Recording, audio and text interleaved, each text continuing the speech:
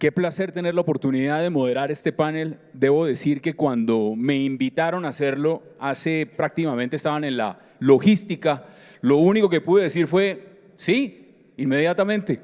Qué delicia tener una conversación con ustedes sobre algo que a todos nos interesa, que hemos vivido abiertamente en América Latina, que nos preocupa, que es un reto para muchas democracias y gobiernos en el mundo y que tiene que ver con dos elementos que ponen en riesgo los valores democráticos, que ponen en riesgo el Estado social de derecho, que ponen en riesgo la libre empresa, el desarrollo, y son claramente la corrupción y es claramente el populismo.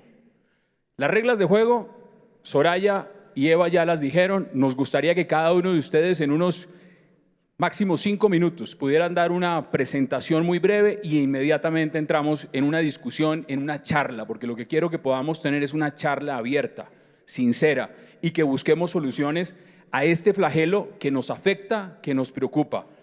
¿Quién quiere empezar? Ustedes dirán, Alberto, adelante.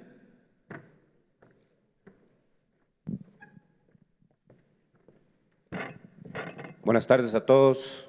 Luigi, mil gracias. ¿Dónde estás, Luigi? Luigi, mil gracias por la invitación. Presidente, febrero 15 de este año, María Paula Correa me había llamado una semana antes. Me decía, Alberto, vamos a estar en Washington con el presidente y el presidente quiere parar en Nueva York, quiere hablar con los inversionistas. ¿Por qué no me haces un favor y organizas un almuerzo?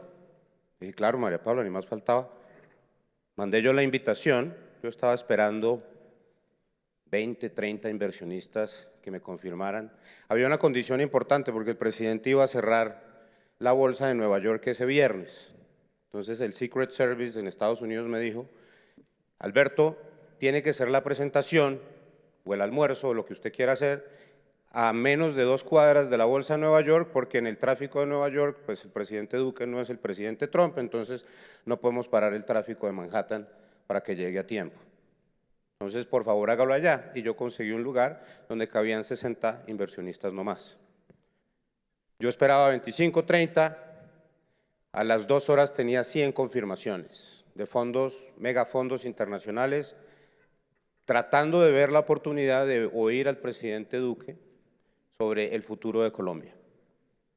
¿A qué va esta conversación? Que yo no logré meter 100 personas, me tocó decirle 40 fondos internacionales. Qué pena con usted, señor John Smith, usted no puede entrar al almuerzo del presidente Duque porque usted no es lo suficientemente grande. En ese almuerzo estuvieron el Fondo Soberano de Noruega, el Fondo Soberano en Singapur, el Fondo Soberano de Corea. Los inversionistas más importantes del mundo estuvieron en ese almuerzo. ¿Por qué fueron? Porque Colombia es un país que tiene mucho futuro, sin duda, pero la parte más importante es porque hay 13 billones de dólares en el mundo, de bonos de gobiernos del mundo, que rinden tasa negativa. Déjeme repetir eso. Usted hoy compra un bono de Alemania a 10 años, un bono de deuda de Alemania, y usted le pagan una tasa de interés negativa de 0.3%. 0.3% negativo. O sea, usted le está pagando al gobierno de Alemania para que le reciba su dinero. Esa es la realidad del mundo. Entonces, todos estos fondos están dispuestos a oír la historia del presidente Duque sobre cómo va a mejorar a Colombia porque quieren invertir en nuestro país. Esto es muy positivo. Esto es una gran noticia para nuestro país. Y está llegando inversión a Colombia a pesar de todos los problemas que tenemos. Pero podría llegar muchísima más. Y Hassan, uno se pone a pensar y dice, ¿por qué no llega más inversión a Colombia? No es porque no tengamos buenas ideas, los colombianos tenemos muchísimas buenas ideas, sino porque seguimos teniendo un país muy complicado para hacer negocios. A pesar de todas las mejoras que hemos logrado en este país durante tantos años, porque hemos seguido un norte lógico de visión pro mercado, pro negocio, seguimos teniendo unas trabas muy importantes. Y voy a terminar esta introducción dándoles a ustedes 2 ejemplos de trabas muy importantes. Primer ejemplo, yo todavía no entiendo cómo puede ser posible que bueno, no voy a hablar ni de corrupción, eso vamos a hablar después, porque es obvio que la corrupción implica que viene menos inversión al país. Pero hay una cosa que sí me impresiona a mí y yo no he encontrado otros países en el mundo donde suceda esto. ¿Cómo es posible que el ELN o las FARC, no me acuerdo qué fue, explota un oleoducto hace 25 años en las laderas de un pueblo? Hay una cantidad de colombianos muertos por culpa de este terrorismo y el Poder Judicial de Colombia decide que el culpable de eso es la empresa privada. Y la empresa privada tiene que pagar la indemnización de las personas que murieron. ¿Con qué autoridad moral va Alberto Bernal a tratar de traer inversión cuando tengo ese precedente? Eso no puede seguir pasando. El sector judicial, el Poder Judicial en Colombia tiene que entender que todas las decisiones que toma tienen repercusiones económicas y afectan la estabilidad de las reglas de juego y la inversión en Colombia. Déjeme darle otro ejemplo, que también es muy importante y tiene que ver con el trabajo que yo estoy haciendo con la misión de mercados de capitales, que es un proceso que estamos haciendo para la administración Duque y que Dios mediante va a generar cambios importantes en este país. Hay una cosa que se llama una renta vitalicia.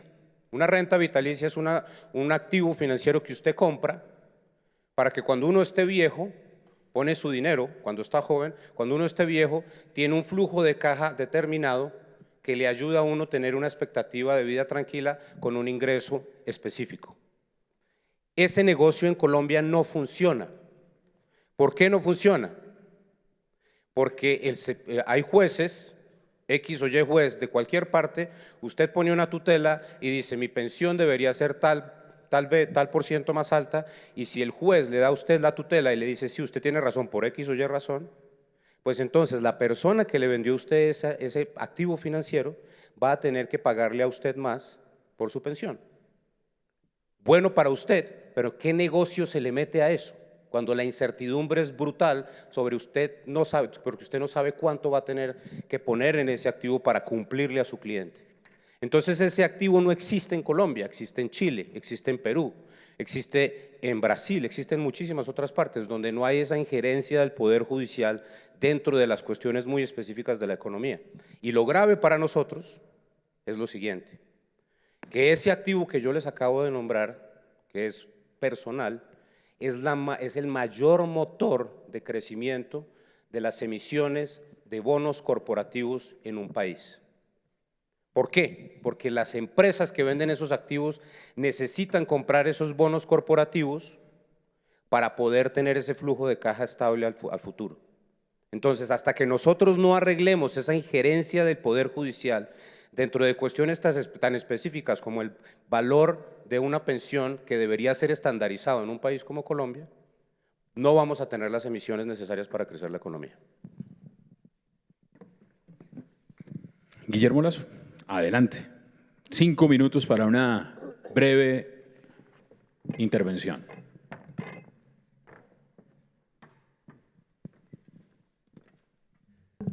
Muy buenas tardes a todos. En primer lugar, un saludo especial al presidente Uribe, a quien no tuve el gusto de verlo antes de subir al podio ni estrechar su mano, presidente. Un saludo a Mario, un saludo a todos ustedes. Hay un pequeño cambio en mi intervención.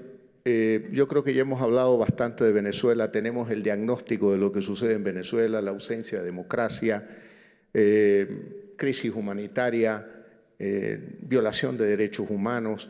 Yo creo que está en manos de los países de América Latina, con el apoyo de Estados Unidos, tomar una posición aún más firme para resolver el problema de los hermanos venezolanos. Yo hoy quiero referirme a un tema que considero importante: la intervención de las tecnologías de información y comunicación en los gobiernos para una mejor democracia. Yo creo que cuando hablamos de tecnologías digitales es muy comprendido el concepto en una empresa, en el desarrollo empresarial, en el desarrollo del sector privado. Yo creo que la tecnología de información y comunicación se está convirtiendo en un elemento fundamental para fortalecer las democracias, fortalecer la relación de los gobiernos con los ciudadanos, abrir información a los ciudadanos y tener la oportunidad de brindar aún más y mejores servicios de calidad para los ciudadanos.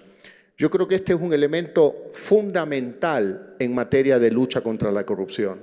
Si uno logra transparencia, si uno logra que un ciudadano las 24 horas del día, los 7 días a la semana, puede tener acceso a la información de lo que sucede en el gobierno, a la asignación de proyectos públicos, a la ejecución de proyectos públicos, yo creo que los ciudadanos pueden tener aún mayor poder y mayor control de la corrupción.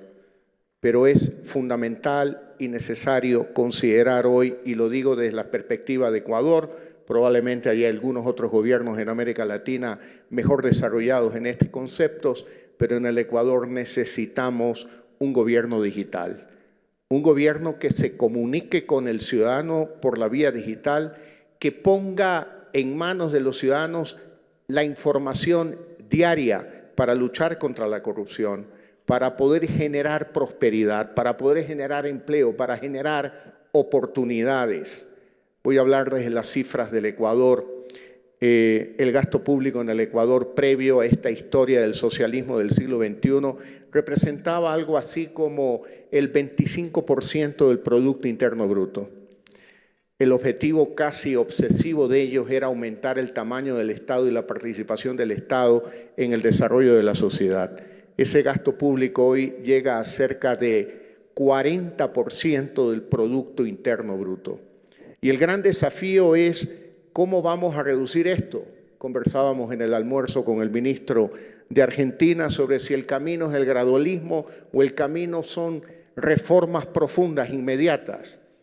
Yo creo que hay espacio para la discusión.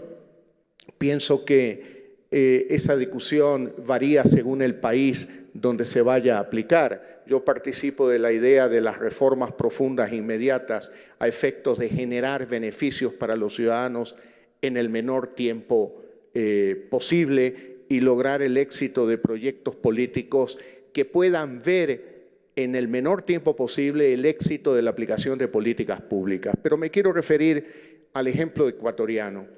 El gran debate es cuando Lasso propone reducir el gasto público, lo que nos dice es que va a haber menos médicos, menos militares, menos policías, menos maestros. Y yo les contesto, no.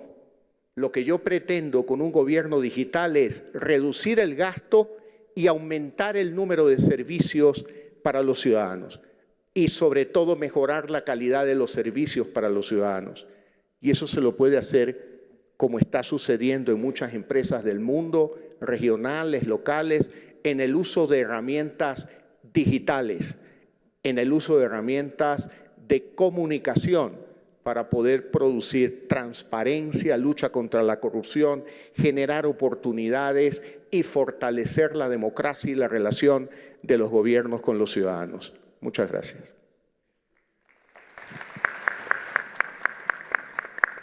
Álvaro Vargas Llosa, por favor, 5 minutos.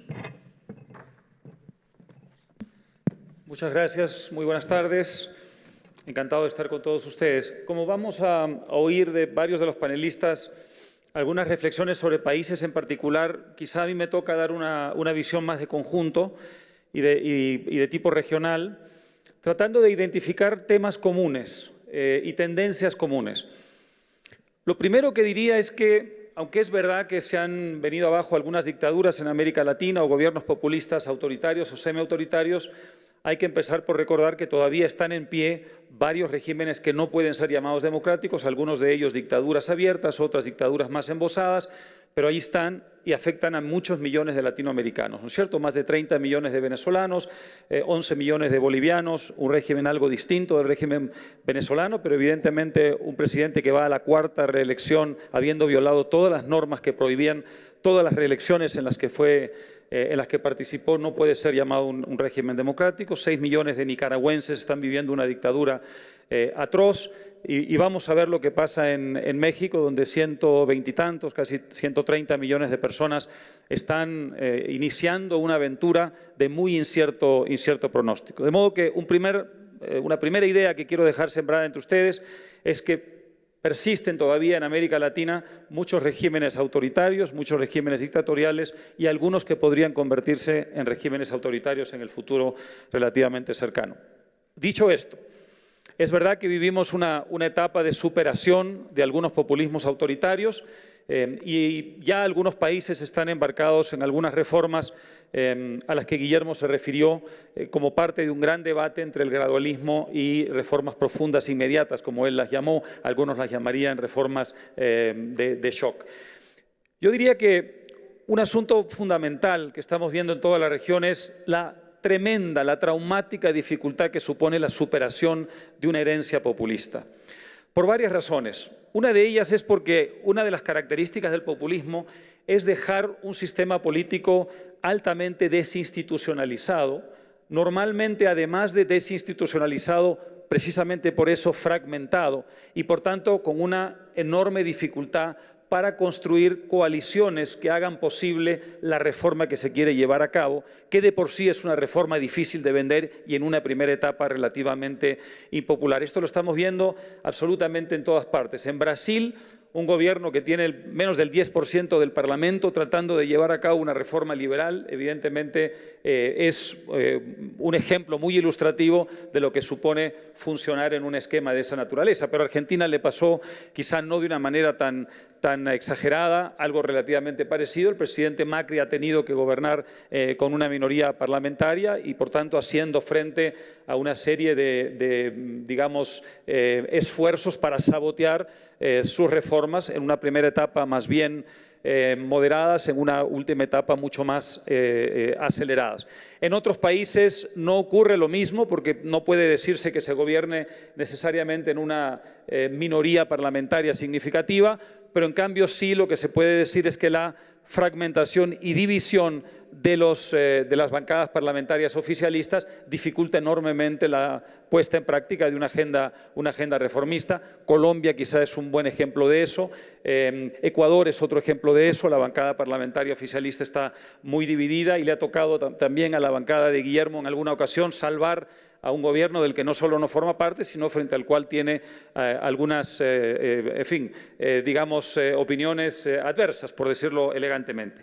De manera que ese es un primer asunto importante en cuanto a la superación de la herencia populista. Un siguiente asunto es la dificultad para concentrar la atención, o para decirlo de otra forma, la tendencia a la dispersión, que en muchos sentidos no solamente tiene que ver con la visión de quien está liderando las reformas, sino también con la herencia recibida. El presidente Duque es un presidente que tiene que dividir su atención entre la herencia envenenada que recibió con respecto al proceso de paz y aquello que seguramente él preferiría que fuera lo que colmara toda su atención, que es la gran reforma económica que tiene en perspectiva, de la cual la economía naranja, de la que no les voy a hablar a ustedes, que la conocen mucho mejor que yo, es solo uno de los puntales. Evidentemente, si uno tiene que dedicar su atención a ver cómo hace para que la justicia no siga deslegitimando ante los ciudadanos el proceso de paz en la medida en que protege a ciudadanos que delinquen después de haber firmado un acuerdo de paz que pone como condición para las garantías que da a quienes se incorporan a ese proceso que cumplan la legalidad, pues se está creando un escenario en el que el presidente tiene que dispersar su atención enormemente, ¿no es cierto? Pasa lo mismo en muchos otros países. En el caso de Perú, por ejemplo, el presidente que está gobernando en minoría parlamentaria intenta llevar a cabo una reforma política sumamente delicada, una reforma que tiene que ver con la lucha contra la corrupción. Eso hace que su atención esté prácticamente concentrada en esa lucha con un parlamento muy hostil y muy adverso y que haya dejado de lado el tema económico, del que entiendo que Pedro Cateriano va a hablar en breve, pero que ha supuesto ya una desaceleración significativa de la economía peruana que a su vez los adversarios del gobierno utilizan contra él también en este forcejeo de tipo político. De manera que la dispersión de objetivos es otra herencia de los gobiernos populistas o que los gobiernos populistas le legan a los gobiernos reformistas que vienen detrás. Un tercer asunto que se puede identificar en toda la región es el tema de la corrupción.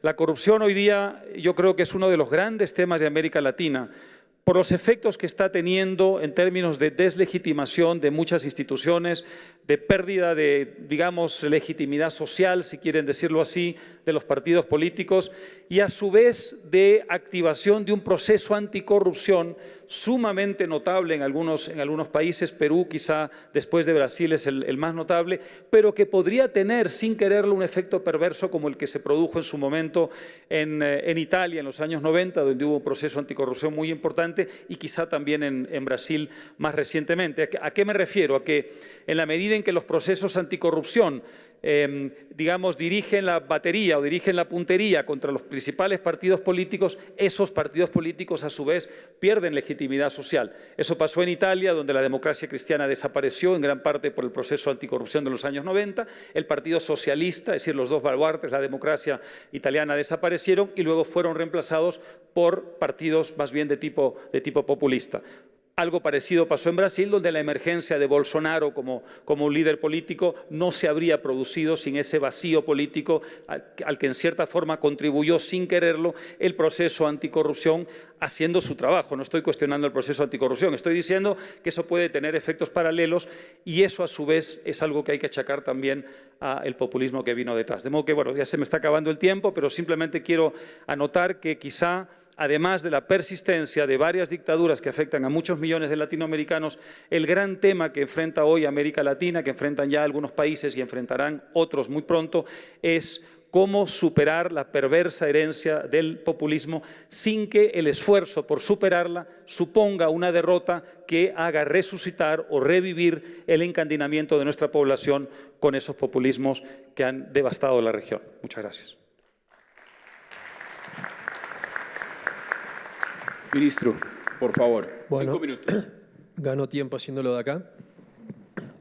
Populismo y corrupción, no tengo duda que es el cáncer que tiene nuestra región, a veces en combo, juntos, a veces separados, pero uno u otro nos impacta sistemáticamente. La incapacidad de Argentina de generar desarrollo en las últimas largas décadas claramente está totalmente relacionado con el populismo y la corrupción, y podríamos hacer una larga descripción de los últimos 70 años, pero quizás con algunos ejemplos de los últimos 12 del gobierno kirchnerista que tuvimos del 2003 al 2015 reflejan esto. Populismo, el gasto público creciendo de 12 puntos del producto a 24, gasto público nacional, después hay que sumar los gastos públicos provinciales y municipales, es decir, duplicando el gasto público en 10 años. Por ejemplo, los subsidios en un país que en el 2015 tenía 6 puntos de déficit, eran 3.8 puntos de déficit. ¿Qué significan los subsidios? Que los usuarios pagaban la electricidad el 9% de su valor, 91% de subsidio, el gas el 37% de su valor, el tren 3% de su valor, el colectivo 20% de su valor. Claramente a cualquier persona que paga el tren 6 centavos de dólar está feliz con esto porque puede consumir otras cosas.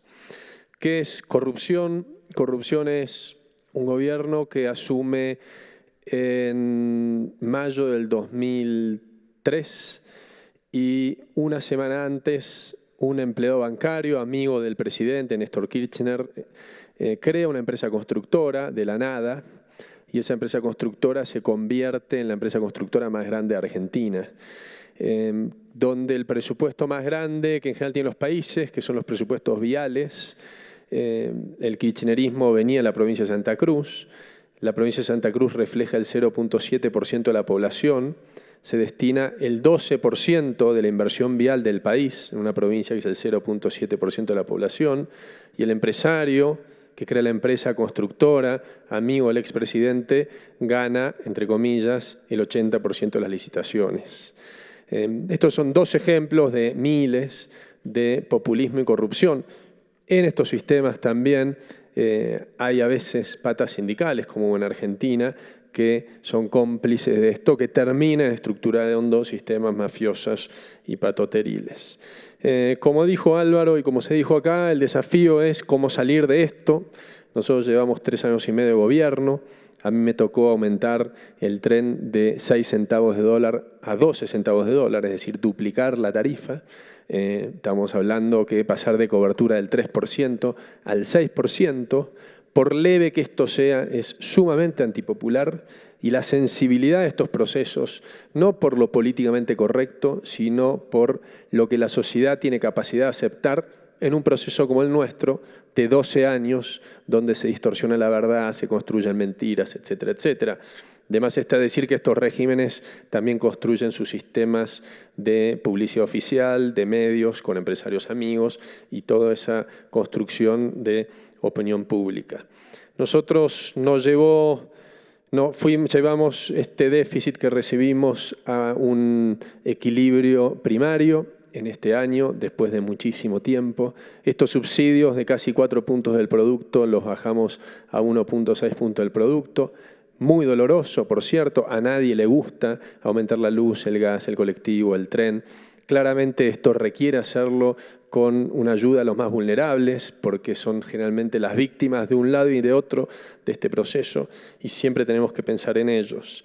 Nos encontramos ahora en 3 semanas frente a la primer proceso electoral, después de ser el primer gobierno no peronista que termina su gobierno en 90 años en Argentina, en la cual tenemos 3 instancias de elecciones, agosto, octubre y noviembre, después de un año de crisis económica muy importante, fruto de los desequilibrios que uno recibe del populismo, pero no tenemos ninguna duda que en Argentina se está dando y se dio, y por eso estamos nosotros en el gobierno, un profundo cambio de los argentinos que eligieron una forma distinta de gobernar, con transparencia, con honestidad, respetando las instituciones, hablando con la verdad, cuando a veces la verdad duele, y que en mis 14 segundos que me quedan compartir con ustedes que no tengo duda que este cambio en Argentina es tan profundo que Mauricio Macri va a representar el primer presidente no peronista que reelige en 90 años de Argentina. Gracias.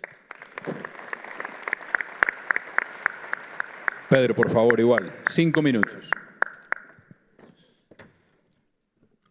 Buenas tardes, presidente Álvaro Uribe, doctor Mario Vargas Llosa, damas y caballeros. El año 1990, en mi país ocurre algo impensable. Quebró el Estado. Ese Estado empresario gigantesco creado por la dictadura militar de Velasco llega a su fin mediante un manejo absolutamente demagógico e irresponsable. 1.200% de inflación, el Perú rompió con la comunidad financiera internacional, se ahuyentó a la inversión nacional y extranjera, se intentó confiscar el sistema de la banca e instituciones financieras, es decir, el populismo pleno en acción. Las consecuencias, naturalmente, el incremento de la pobreza, 30% del país bajo control casi de Sendero Luminoso y el MRTA. La tarea de enfrentar esta titánica labor le tocó a un candidato que durante su campaña ofreció continuar con esa práctica populista e irresponsable que nos había llevado a esa situación. No obstante, cuando llegó a la presidencia de la República, no tuvo más remedio que aplicar las políticas económicas sensatas y de reforma del Estado que su adversario Mario Vargas Llosa había ofrecido durante su campaña presidencial. Y es así, en una primera etapa democrática en donde se inicia el trabajo de desmantelar al gigante Estado peruano que había generado la mayor hecatombe económica de nuestra historia republicana. 2 años hizo su tarea dentro del cauce de la Constitución y la ley el ingeniero Fujimori, mal aconsejado de un golpe de Estado con el argumento de enfrentar al terrorismo, es decir, bajo esa lógica que solamente al terrorismo se le puede combatir mediante el uso de la fuerza y no dentro del marco de la legalidad. Más tarde que temprano, el terrorismo es enfrentado, luego de un doloroso periodo de sangre en el Perú, no con la política que llevó adelante el ingeniero Fujimori, sino con una tarea de inteligencia que desarrolló el general Quetín Vidal, hoy atacado políticamente y hasta silenciado, que logró la captura de Abimael Guzmán, el líder de Sendero Luminoso. Pero a partir de ese momento ya el Perú había logrado detener la inflación con un programa de ajuste radical, no gradual, que, repito, en la campaña se dijo que no se iba a aplicar. Y poco a poco la inversión nacional y extranjera recuperó la confianza en el país y fue la iniciativa privada la fuente generadora de la riqueza que empezó a sacar al país adelante de esa situación de calamidad pública. El país entonces vuelve a incorporarse a la comunidad financiera internacional y recupera un liderazgo. Cuando cae la dictadura de Fujimori y Montesinos, nos enteramos de los hechos delictuosos cometidos mediante los conocidos Vladivideos, cómo se compró la prensa, cómo se sobornaron empresarios, cómo se adjudicaron las obras al margen de la legalidad. Entonces, la tarea de los gobiernos democráticos no solamente fue la de reconstruir el sistema democrático, sino la de continuar con esa política económica que había empezado a consolidar económicamente al país. He traído unos cuadros que no sé si brevemente los pueden colocar. Cuando Fujimori deja el poder, 42% era el porcentaje de peruanos en estado de pobreza. Entre el periodo del 2001 al 2018, esta pobreza se ha reducido del 40% al 21%. A nivel de Latinoamérica, la tasa de crecimiento del Perú entre el periodo del 2001 al 2018 ha sido del 5%, encabezando a todos los países latinoamericanos, cuyo promedio de crecimiento en la región ha sido del 2.6%. El nivel de la inflación media anual entre el periodo 2001 al 2018, el del Perú ha sido 2.6%, la inflación más baja de toda América Latina. ¿Qué quiero decir con esto? Que como en más de una oportunidad sostuvo Vargas Llosa en el Perú, los países tienen la oportunidad de optar por políticas económicas saludables que permitan salir a los países de la postración. Ciertamente no hemos logrado superar todos los problemas. Siempre existe la tentación populista, la tentación por la demagogia. Por ejemplo, en Lima, 3 millones de peruanos, de limeños, no tienen agua y se niega el establishment político a hacer la reforma de la empresa del agua simplemente por prejuicios ideológicos y políticos. Disculpen el exceso. Gracias. Roberto, por favor, 5 minutos. Muchas gracias. Un gran honor estar y poder participar en estos diálogos, saludando al presidente Uribe. Luigi, muchísimas gracias por la invitación. Mario, siempre un placer convivir y conversar contigo. Hace poco, Mario Vargas Llosa, su organización, Fundación Internacional para la Libertad, y la Feria Internacional del Libro, las dos FILS, celebraron un evento muy importante en México sobre los desafíos que enfrenta la libertad en mi país. Y justamente se planteaba este dilema de la democracia y el populismo, si se puede convivir con las dos. Andrés Manuel López Obrador, nuestro actual presidente, ganó con un mandato irrefutable y sin precedente, una mayoría del 53% que por nuestras reglas políticas le otorgó una supermayoría en el Congreso y en el Senado, con pleno control prácticamente para rehacer toda la infraestructura institucional y política del país.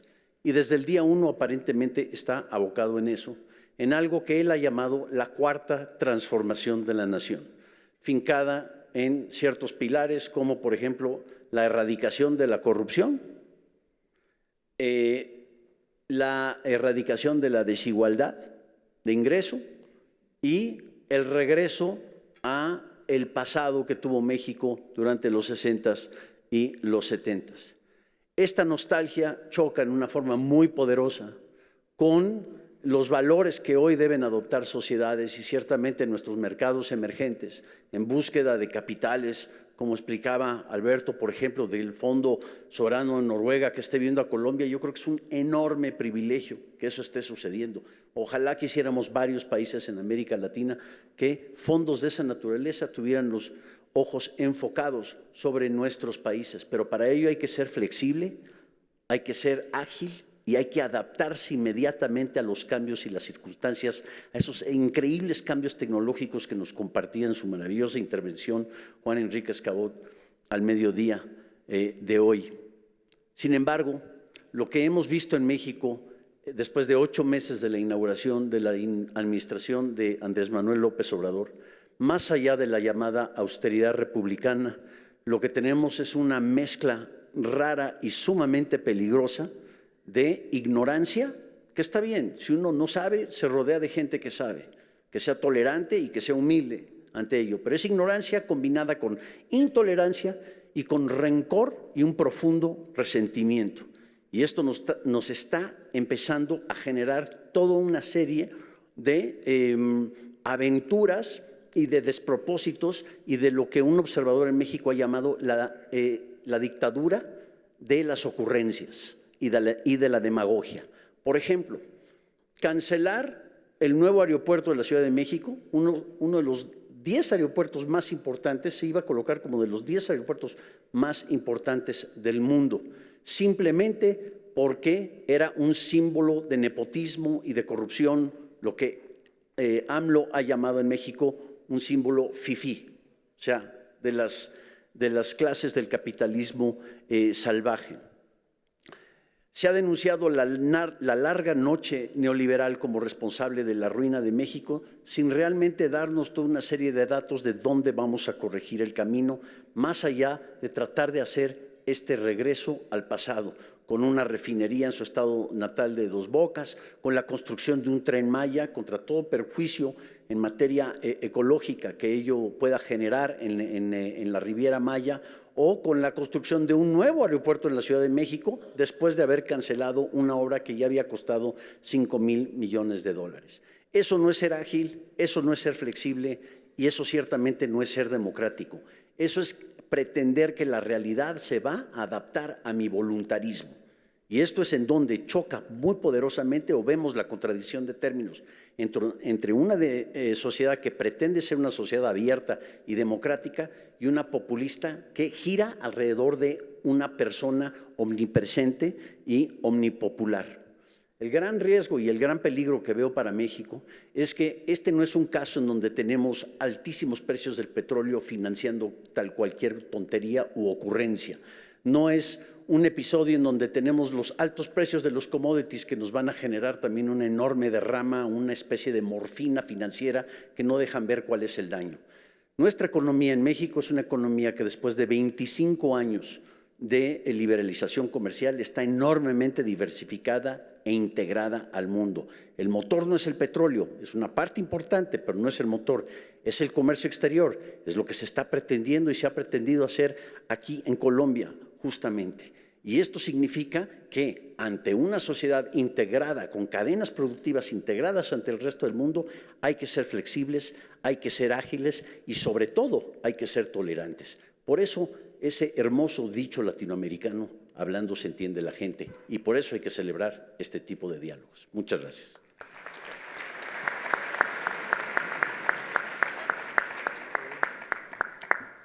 Dicho lo anterior, a mí me corresponde simplemente buscar una conversación y no puedo tener un mejor panel para buscarla de manera ágil.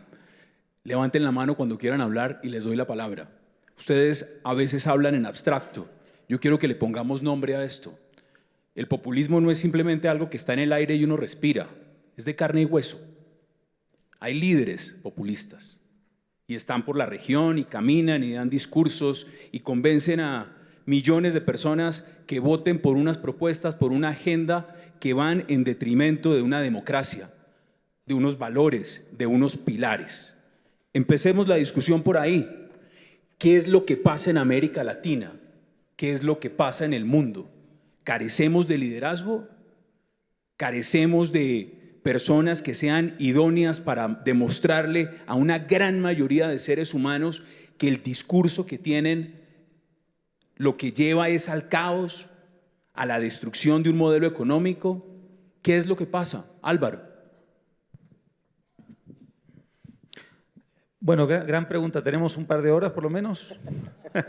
El reloj nos marca menos, pero vamos a aprovecharlas al A máximo. ver, hay cosas que pasan que son históricas, hay cosas que pasan que son inmediatas. Evidentemente, nuestras repúblicas no zanjaron con el pasado cuando se iniciaron como repúblicas, tuvieron una herencia colonial tremendamente pesada que no supieron desmontar nuestros líderes republicanos en la primera etapa, y todo eso es algo que hoy, en cierta forma, gravita sobre nosotros todavía. Pero no estamos aquí para hablar de historia de hace 200 años, de manera que hay causas más inmediatas.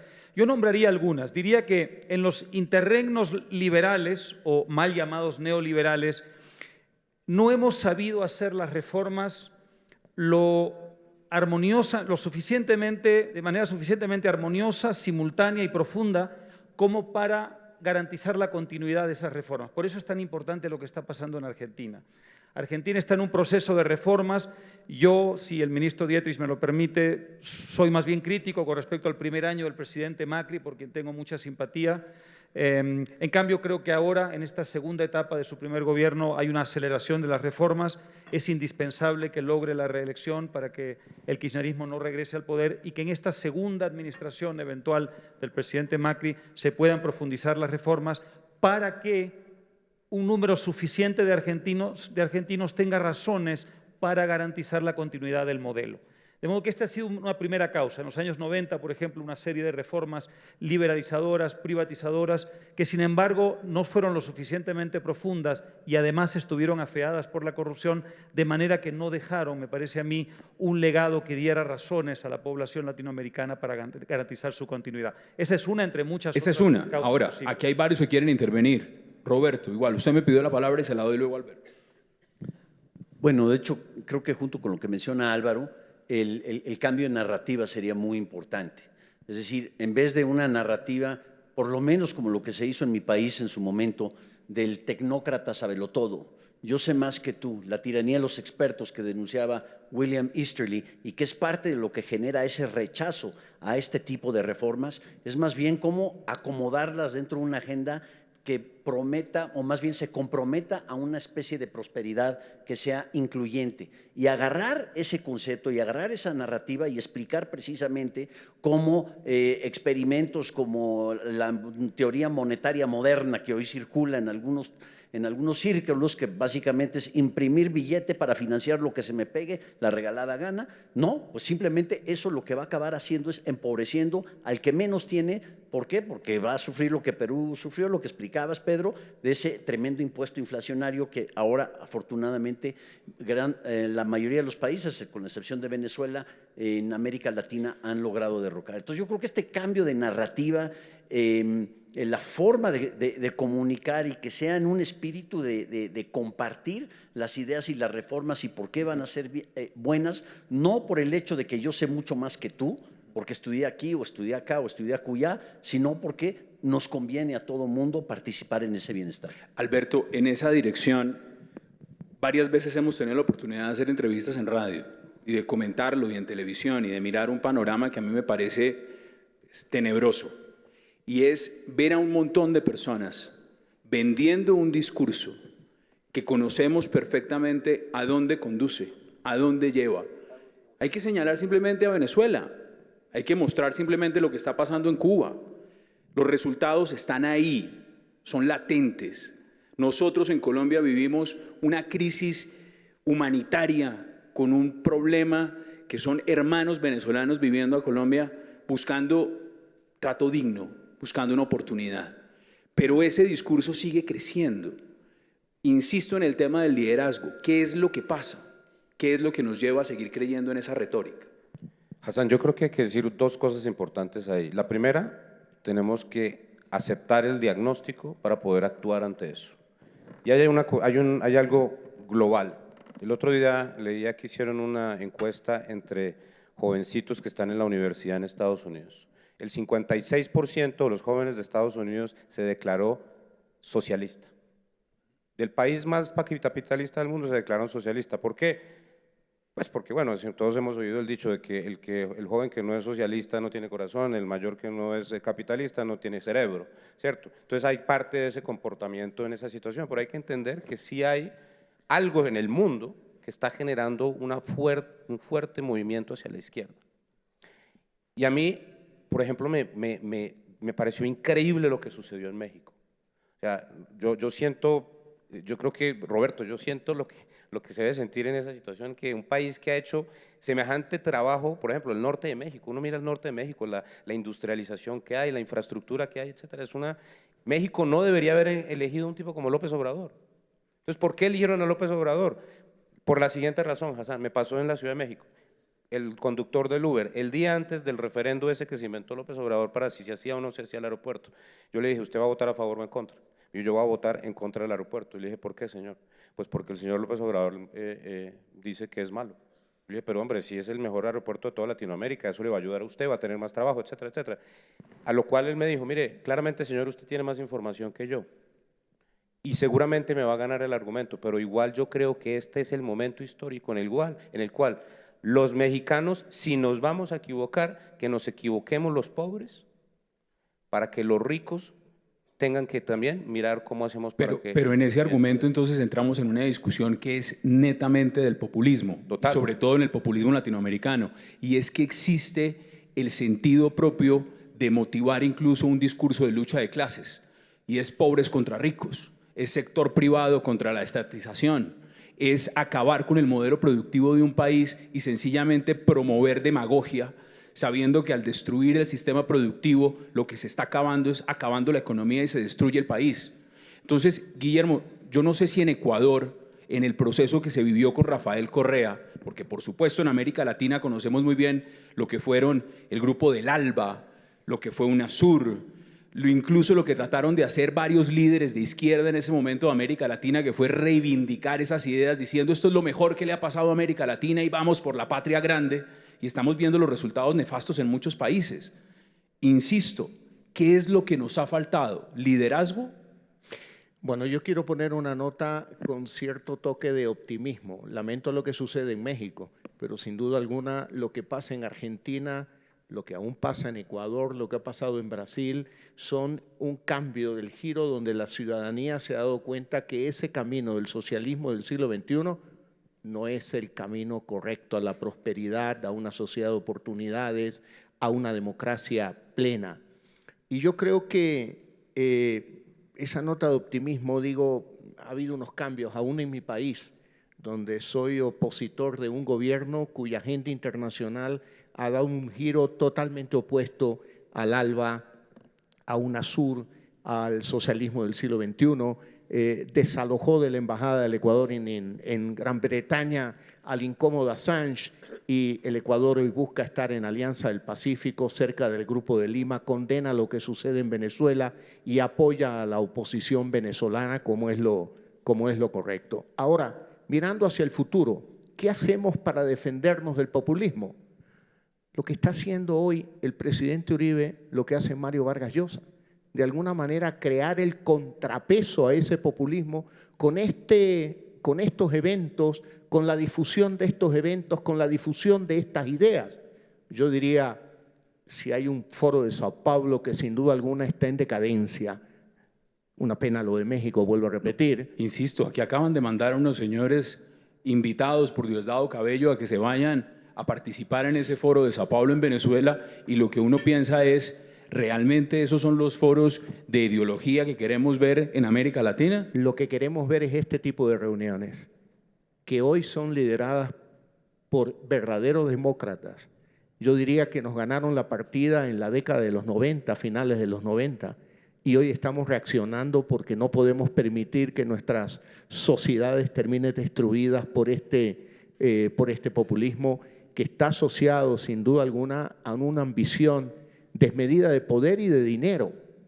Porque Y ligada a la corrupción también. Pero Y ahorita por quiero que supuesto que liguemos esos dos temas, cómo el populismo y la corrupción van de la mano, Pedro. Y por supuesto, ministro, también le quiero dar la palabra porque le quiero preguntar puntualmente sobre el caso argentino, algo que a mí me genera incertidumbre y que por supuesto estoy seguro a varios también aquí, Pedro.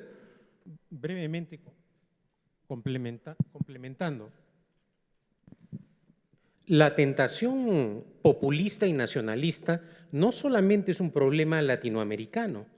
Vemos cómo un país educado y culto como Gran Bretaña, en un contexto en el cual es la etapa de mayor progreso de Europa, de mayor estabilidad política, de desarrollo económico, se ha podido envolver en un problema como el del Brexit.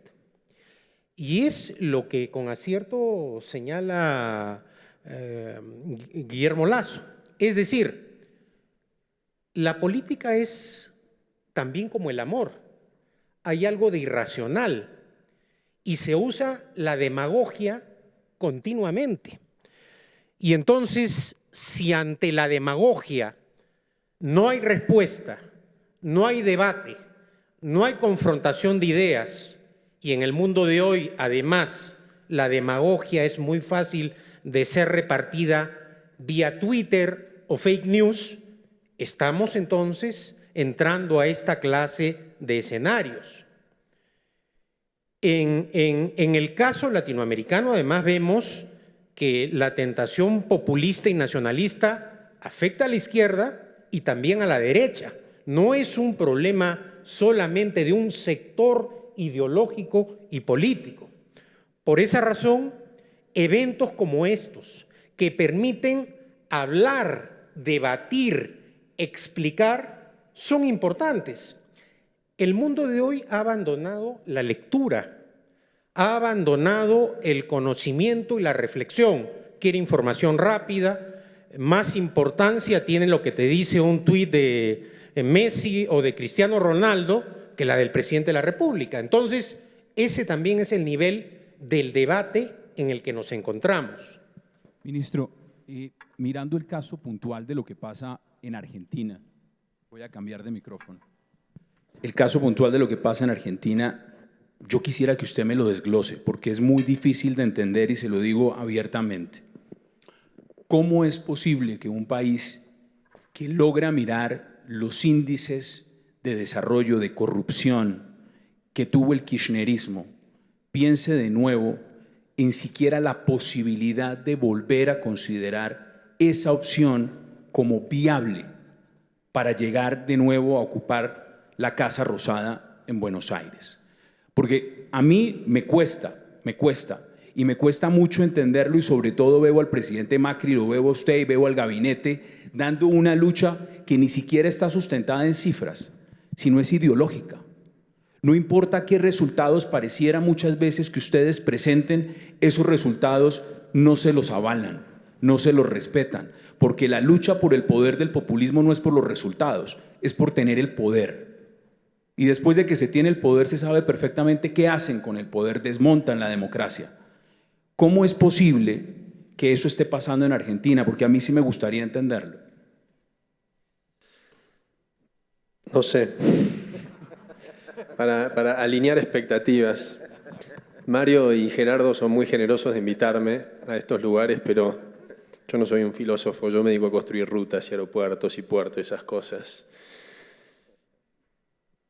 Pero algunas reflexiones de tu pregunta anterior, y voy a tratar de ver si puedo estructurar algo para contestarte algo.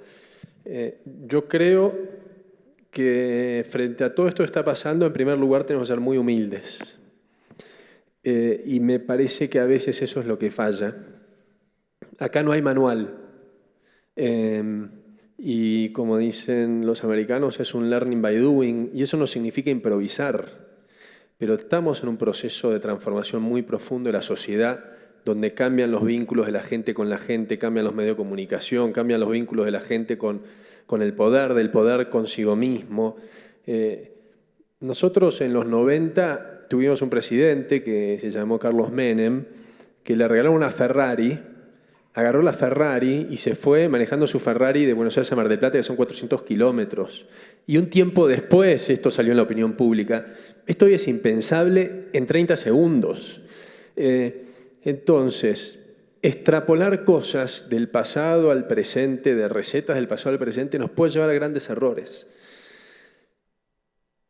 A mí me tocó liderar dentro de un gobierno una transformación, un área que era la más corrupta del gobierno por lejos. Nosotros metimos 12 denuncias penales solo en Vialidad Nacional, que es el organismo que hace obras, en la cual el juicio oral y público que tiene la expresidenta Cristina Fernández de Kirchner en este momento es fruto de una denuncia penal que hicimos nosotros, que hicimos un equipo de investigación y que está todo demostrado. Hay imágenes de televisión que lo vieron todos los argentinos con el secretario de Obras de la expresidenta con un bolso con $7 millones llevándolo a un convento con un rifle. Está filmado, está preso ese tipo. Hay 10 exfuncionarios del kirchnerismo presos, entre ellos el ex vicepresidente. Hay 100 entre exfuncionarios y empresarios procesados en Argentina. Hay 5 sindicalistas presos. Digamos, es muy profundo lo que pasó en nuestro país, pero no se sale fácil de esto. No se sale fácil de esto por lo que dije antes, porque la realidad es que ¿de qué se construye el populismo? De regalar cosas que sabemos que no son regalables por siempre y en algún momento explotan, pero aun cuando explotan, como en Venezuela, continúan. Digamos, ¿cuántas veces hemos dicho no se puede estar peor? Se puede estar siempre peor. Entonces, mucho más profundo es ¿por qué Venezuela sigue en ese camino? ¿Por qué Petro acá sacó esa cantidad de votos que sacó teniendo Venezuela al lado? Entonces, ¿qué significa esto? Que es difícil desmantelar estas cosas porque se construyen mentiras. Nosotros estamos duplicando la cantidad de autopistas en nuestro país. Estamos reconstruyendo toda la infraestructura de rutas. Este año vamos a prácticamente duplicar la cantidad de pasajeros de avión en doméstico en Argentina en 4 años. Estamos haciendo 29 aeropuertos nuevos. Ayer, el sindicato de pilotos, que está perdiendo sus beneficios, porque Aerolíneas Argentinas manejaba todo el sistema aerocomercial a través de los sindicatos, en todos los vuelos de Aerolíneas Argentinas dentro de Argentina, cuando aterrizabas, un piloto decía que el gobierno argentino está destruyendo los puestos de trabajo y está entregando la soberanía, bla, bla, bla, bla, bla. Y hay un montón de gente que se lo cree porque la gente tampoco tiene toda la información. Pero es un tema de información, porque he escuchado muchas veces que incluso hay una corresponsabilidad cuando dicen son los medios, son las noticias, no se está comunicando bien.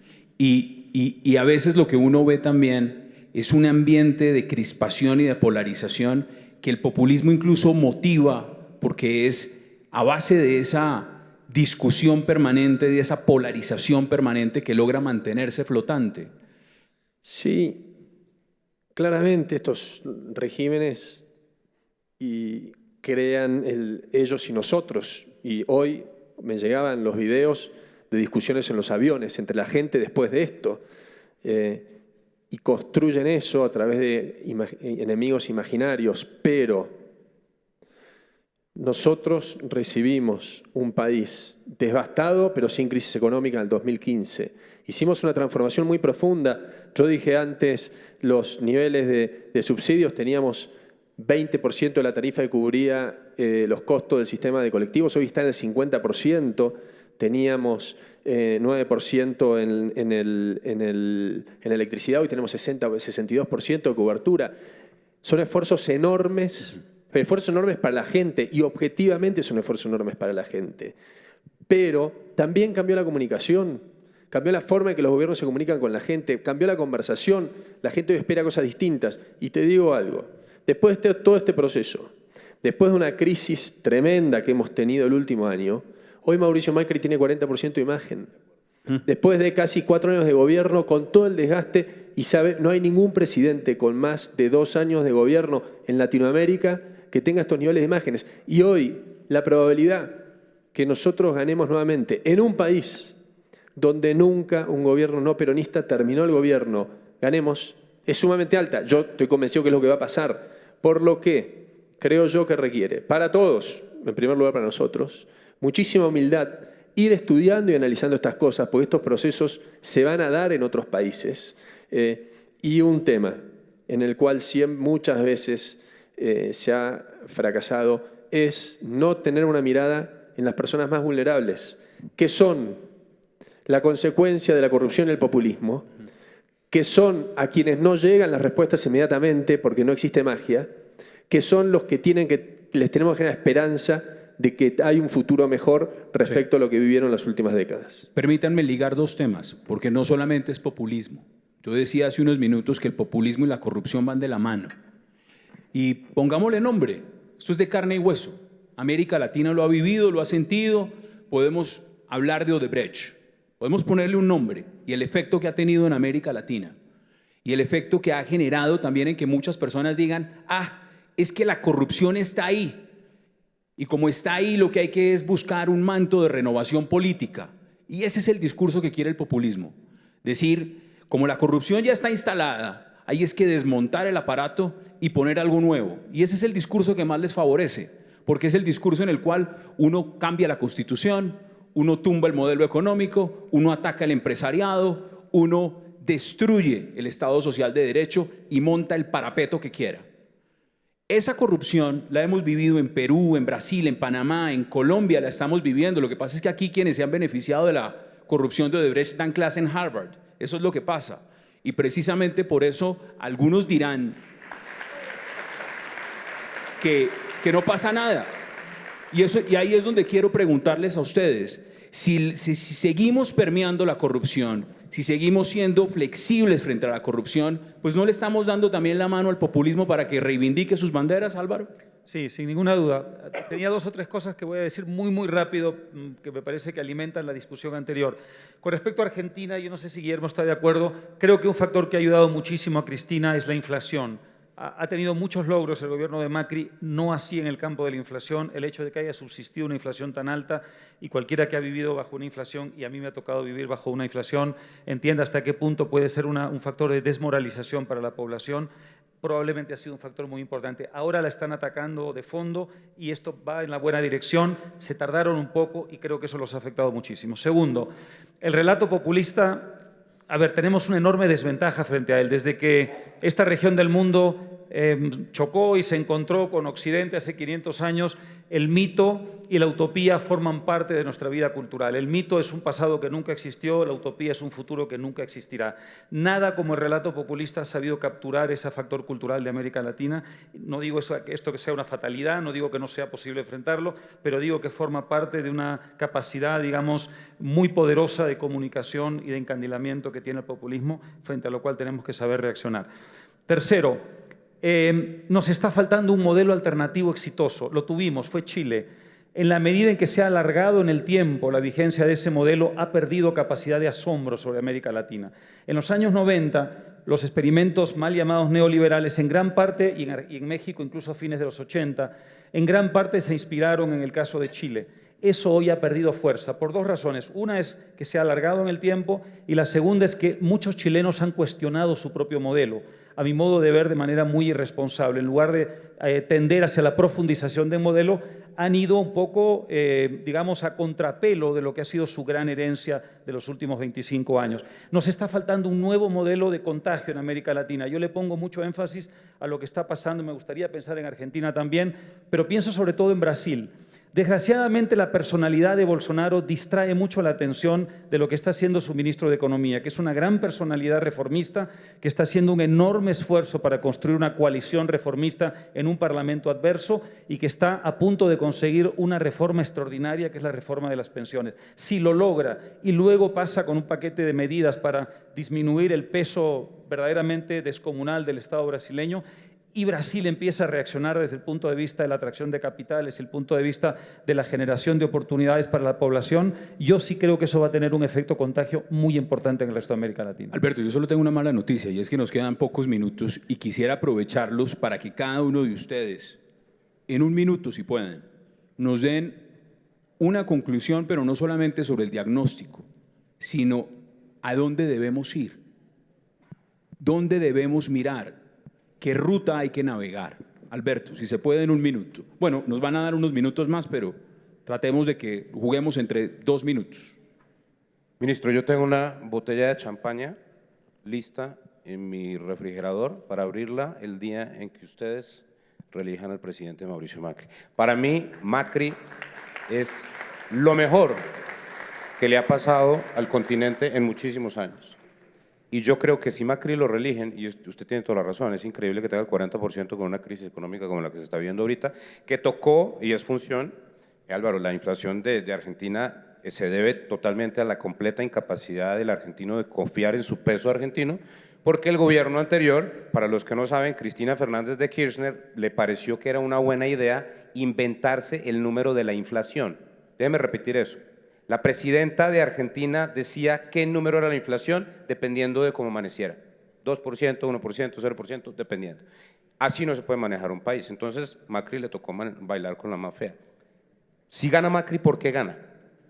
Gana por Margarita Vidal, gana por Larreta, gana por el trabajo que están haciendo el gabinete, que es, lograron en 4 años cambiar un sistema totalmente corrupto en un sistema de gestión para volver a Argentina una obra en construcción. El que haya estado en Buenos Aires se da cuenta de que Buenos Aires lleva 4 años en obra total. Y cuando se acabe este gobierno, Argentina y los bonaerenses van a tener una calidad de vida muchísimo más alta de la que tuvieron en el pasado. Ojalá, creo sería la mejor noticia que tendremos en varias décadas que Mauricio Macri repitiera. Roberto. Bueno, y quizá yo tendría que añadir una botella de tequila también para la ocasión. Nos añadieron minutos también, entonces estamos en con más buen razón. momento. Yo les comparto una anécdota de la mentalidad, por lo menos mesiánica, populista de Andrés Manuel López Obrador. Ante la coyuntura mundial que estamos viviendo, el Fondo Monetario Internacional tiene su reunión anual o semianual el día de antier, y revisa expectativas de varios países, entre ellos México, y baja la expectativa a menos del 1% de crecimiento. Andrés Manuel, en su conferencia de prensa mañanera, este señor monopoliza la narrativa pública todos los días. Toda la palabra gira alrededor de él. ¿Por qué? Porque de 7 a 9 de la mañana hace una conferencia de prensa. Hagan de cuenta que es un tuit de 2 horas, ¿no? En vez de Trump que pone un tuit, no, este es 2 horas. Bueno, en su conferencia mañanera denuncia al Fondo Monetario Internacional que cómo se atreve a decir eso sobre México y que debe ofrecer una disculpa formal al pueblo mexicano, porque el pueblo bueno y sabio, al que él es el único que tiene este acceso, es el pueblo bueno y sabio es el que verdaderamente sabe cuál es la realidad de México. Parte de lo que tenemos que combatir para enfrentar los desafíos que enfrenta la libertad, para poder hacer frente a los desafíos de la libertad en América Latina, en el caso de México hoy, es reconocer, primero, si puede haber un cambio de giro y de mentalidad, y segundo, cuáles son los problemas reales. Parte del tema de la corrupción, sí, yo creo que está íntimamente ligada al tema del populismo. ¿Por qué? Porque no hay transparencia. En México ya todo es asignación directa, ya no hay licitaciones, se acabaron las licitaciones, pero como aquel que maneja el Uber, le están dando el beneficio de la duda al líder, al que ganó diciendo, ya ven toda la corrupción que se hizo en la época neoliberal. Y en eso tiene toda la razón. Lo que Emilio Lozoya hizo, el secretario de Energía, ayer arrestaron a su mamá, lo que pasó con Luis Videgaray, el caso de los sobornos, en fin, todo esto es un gran dilema de cómo poder divorciar lo que es una economía de mercado bien entendida, una sociedad abierta, del tema de la corrupción. Y es parte de lo que enfrentamos, pero yo diría, es la economía de la extorsión, ¿sí? Es el secuestro regulatorio, el utilizar el andamiaje institucional para ver cómo extraigo rentas. Eso es lo que tenemos que enfrentar como sociedades que enfrentan asfixia regulatoria. Afortunadamente ya tenemos algunos casos. En Argentina ciertamente labores que se han hecho en Perú, Chile con todo y lo que están cuestionando ellos mismos su propio modelo, y creo que el mismo México. Qué bueno que Alberto mencionó el norte de la frontera. Vayan al norte de la frontera. Es algo increíble, horroroso, pero increíble lo que ha pasado ahí. Una transformación total en una región hipercompetitiva, de las más competitivas a nivel mundial. No que había las asimetrías económicas y que no se podía. Claro que se puede cuando hay reglas sencillas para nuestro mundo complicado. Hay un elemento que no he mencionado y que me gustaría, porque he visto varias caras acá de personas que de alguna forma, independientemente, están en algún partido político.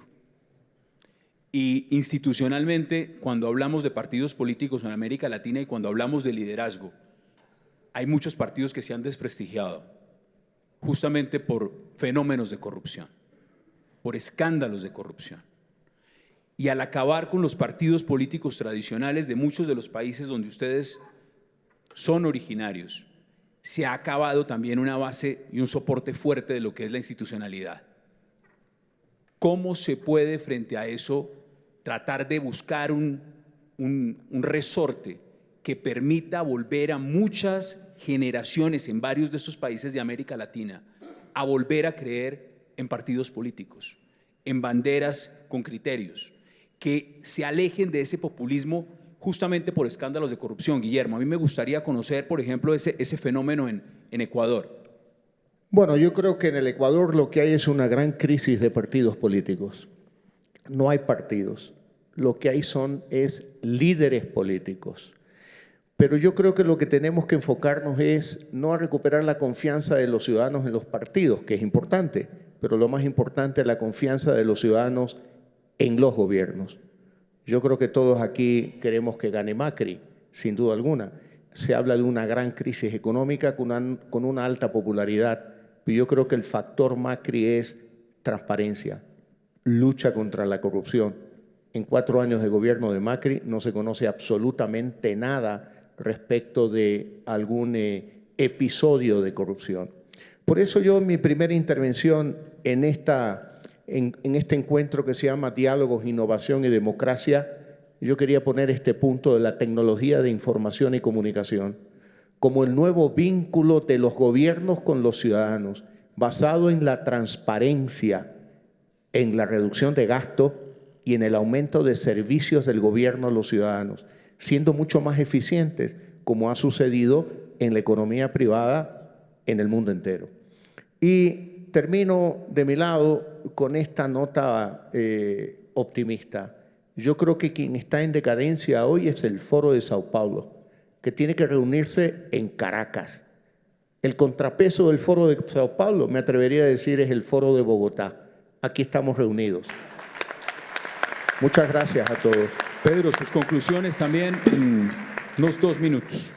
Sí, la solución a los problemas de corrupción no es la destrucción del sistema democrático, que es el lenguaje fácil que se suele utilizar en algunos países para atacar a la clase política.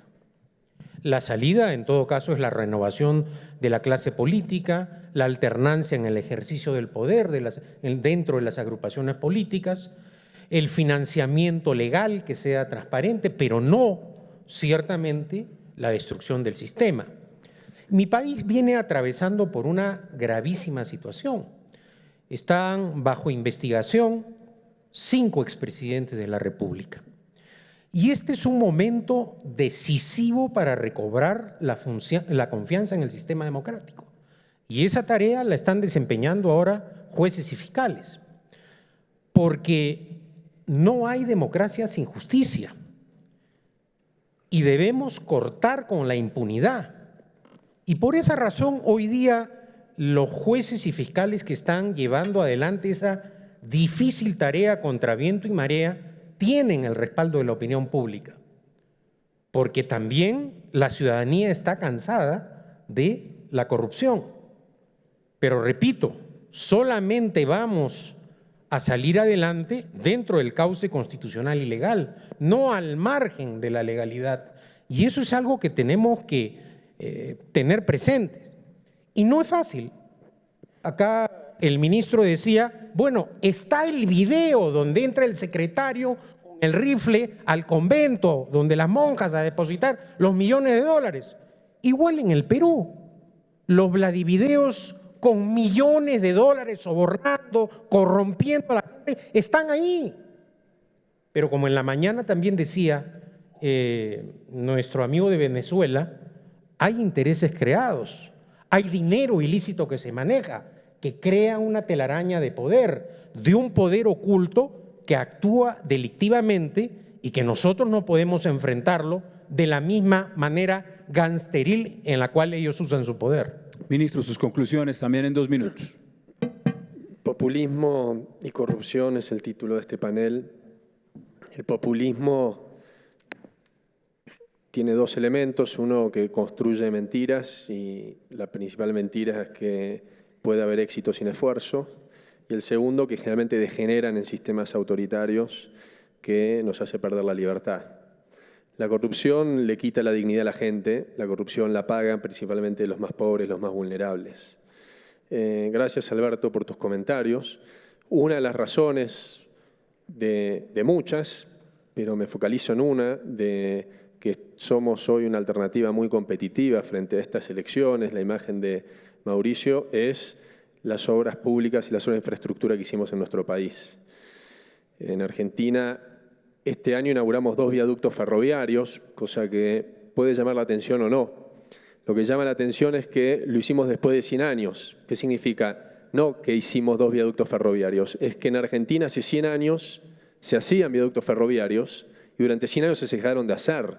Eso muestra lo que era Argentina, lo que pasó en el medio y lo que se puede hacer. Como dije, estamos duplicando las rutas en nuestro país, las autopistas.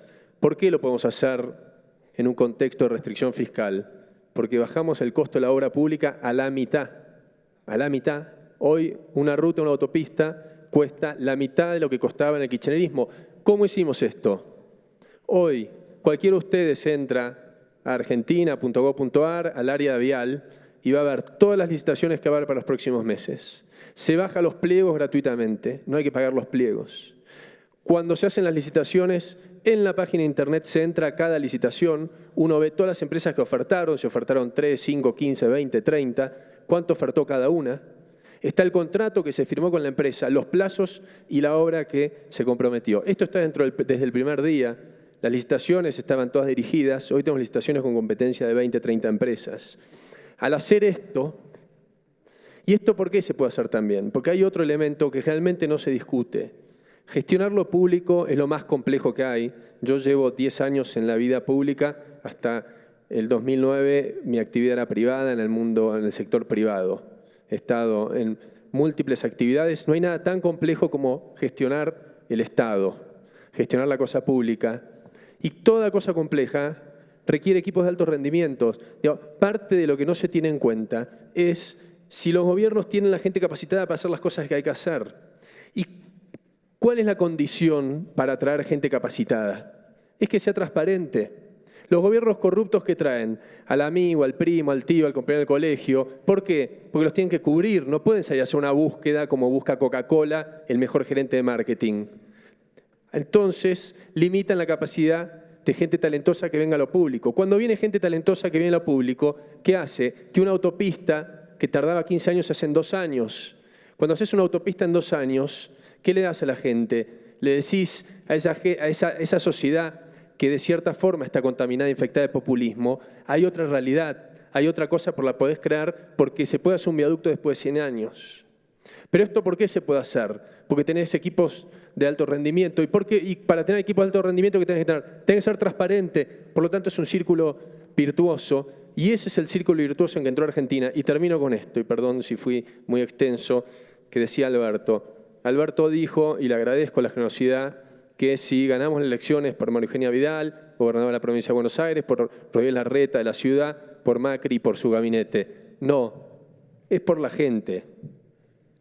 Es porque en Argentina realmente hay un cambio profundo, que tiene capacidad de ver estas cosas y de que esa mentira estructural que fue construida durante tanto tiempo, que esa corrupción estructural que nos contaminó y nos generó un país con toda la riqueza con 30% de pobreza, tienen capacidad para ver que hay algo muy profundo que está pasando en el país que requiere esfuerzo de todos y aún estando peor económicamente, en algunos casos, o sintiendo que se está peor económicamente, están dispuestos a seguir apostando a un proceso virtuoso en el cual esfuerzo requiere éxito y no que el éxito llega sin esfuerzo. Queda un minuto y no sé si alguien quiere aprovecharlo, Álvaro, con una última intervención muy breve. Cómo no, la solución es muy sencilla, que Guillermo gane las próximas elecciones en Ecuador, que Alberto enganche mucho más a América Latina a los mercados de capitales, que Guillermo reelija a Macri y además lleve a cabo las reformas profundas en la segunda etapa. ¿Quién está por ahí? Que Pedro convenza al presidente Vizcarra no solamente de que acabe con la reforma política para evitar la corrupción del futuro, sino que además reinicie una nueva etapa de reformas económicas que están congeladas desde hace mucho tiempo en Perú y que Roberto le baje a AMLO la popularidad de 70-30%, con lo cual su reelección será imposible. Esa es la solución de América Latina. Ha sido imposible buscar una mejor conclusión, simplemente decirle, Guillermo, Álvaro, Alberto, por supuesto, ministro, Pedro y Roberto, ha sido un verdadero placer tenerlos hoy, poder hablar de este tema y que ojalá nos volvamos a encontrar. Muchas gracias.